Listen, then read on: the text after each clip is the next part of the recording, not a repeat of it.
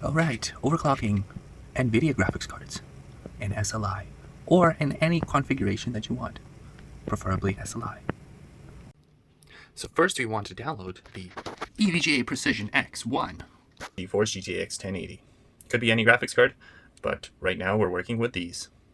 So as a baseline test, let's first try to play a game, Jedi Fallen Order.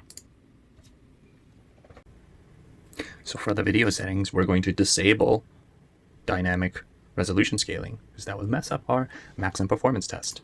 And anti-aliasing, well, we'll put on epic. So the graphics quality overall is epic. We're currently full screen at 4K, 60 FPS, vertical sync disabled.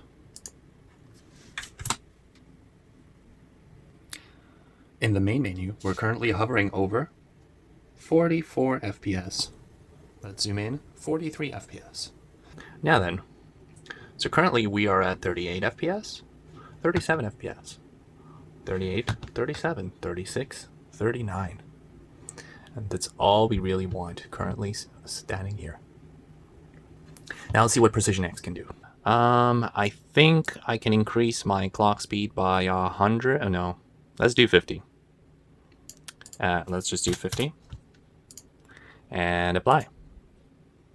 On the second one, we'll do 50 again and apply. All right, so we're back. What are we at? Currently at 39 frames per second.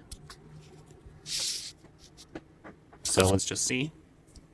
38, 37, still 37, 38, 39. So before we weren't even getting 39, but now at least we get into that range. 39. Okay. Alright, I also forgot to mention, make sure to put your fan speed at 100 to make sure that the turbo engine is fired up.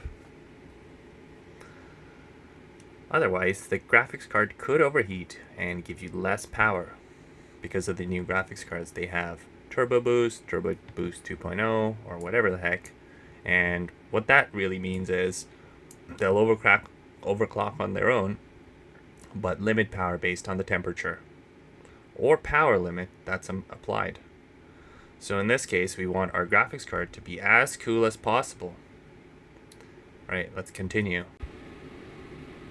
All right, let's get back to it. So currently what I've done is increase the fan speed to 100 on both graphics cards. I'm pretty sure that this graphics card can go to 2000 megahertz. I'm not going to touch the voltage at all. And this clock speed, I think we can increase it by 100. Honestly, all of these will depend on the graphics card that you have. Seriously, the memory and the clock speed you would have to increase in probably 10 megahertz increments until the game crashes, until you get a blue screen, and then you back off by maybe 10 or 20, and then that is your maximum overclock. Again, I've tried 50. I'm pretty sure that that's fine. I'm going to do 75 on the clock and 100 on the memory. I've done this before. I don't quite remember the limits of these cards, but I think that's safe. Safe to assume they can go to around 2000. After 2000, any 1080 graphics card will start to crash. Those are the limits of these cards. Maybe 1900 is the limits of some, and I think I'm not going to say 5000, but the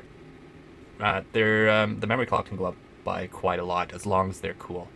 So I've increased both of them by 75 on the core, which is pretty much the main one, and memory by 100. So let's apply. Let's save that, and we're going to go to our game again. We're going to get this thing, which actually I think it's a corrupt file. I had to do a bit of I had a bit of problems with Windows that I had to restore. So looking at it again, let's see what we're at. We're at 41, 40, 39, 38, 39, 38. So basically it's increased by probably 1 or 2 FPS. 1 or 2 FPS at 4K. That's not bad, I guess, for overclocking. Let's see if we can bring it up some more. Let's bring it up some more. 100 on the memory is going to be pushing it, but... Ooh, all right, let's try 100. Let's try 100. Apply. And this one 100. Apply. And let's go back to the game. You're not going to see much difference, so let's see if it goes through that. Yep. And what's our frame rate right now? 39, 40, 39, 40, 37, 40. So it looks like it's gone up from 37 in the beginning to around 40, right? So let's do this in reverse. We're going to set it to default and see what it drops down to. So it's currently 39 frames per second. And see if it drops down to our base 37. So 2 frames per second lower than it currently is. Let's test that theory out. All right, so what we're going to do is we're going to click our defaults. We're going to save this, first of all. Save it. And there's no profile. Yeah, so we're going to switch to a second profile. Come on. Save that.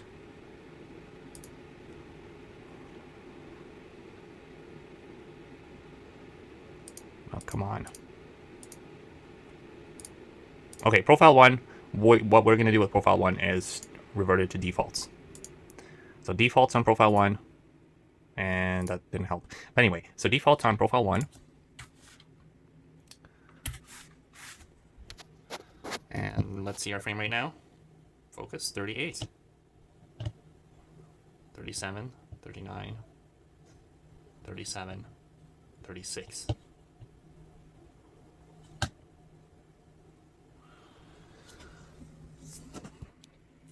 So again, from 37 to 39 FPS. 1 or 2 frame rate increase.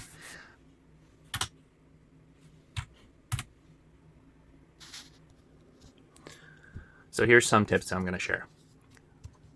Always make sure that the power target is set to 120% on both graphics cards. That is a must if you want to overclock. Second, make sure that the fan speed is always increased to its maximum. You do not want your graphics card to overheat. You do not want to do that. All right. These graphics cards will hit a temperature of 90 degrees, and then they'll start to increase the fan speed. The next thing you can also do is increase the temp tuner. So in this case, you can set the RPM or the speed of the fan based on the temperature it's getting up here. When you're overclocking, make sure to always keep the fan speed at 100. I cannot stress this enough.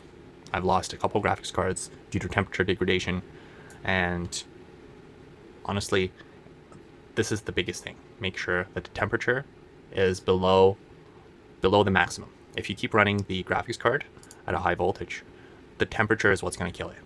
If it gets to 90 degrees, then that's it. But as you can see here at 100%, it's probably going to hit maybe 60, 70 degrees and within the safe limit. All right, guys, make sure to be safe when you're overclocking.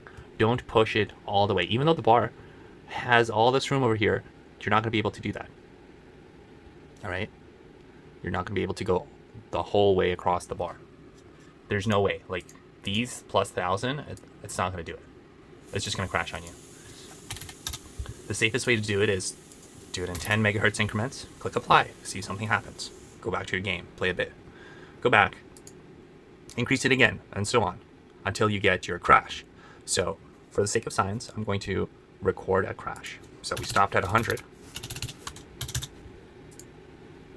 We stopped at 100, right, on both.